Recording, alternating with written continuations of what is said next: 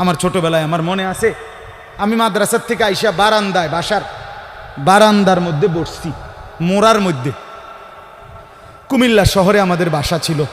আমার মা রান্নাঘরে আমার ওইখান থেকে বলতেছে, আনিস মোরা উল্টাইয়া, মানে তুই ফিরা, মার দিকে ফিরাব। আমি মার দিকে আরেক দিকে তাকাইছিলাম, তা আমি ফিরা বসছি। তাই বললাম, মা কি হয়েছে? ওই ঘরের জানালা দিয়া ওই বাড়ির পাশের বাসার কাজের মেয়ে তোর দিকে চাইয়া রইছে। মা এটা দেখছি, এই জন্য তোরে বলছি ঘুরা মার দিকে ফিরা বসতে। মার নজর, মা নজর রাখছে।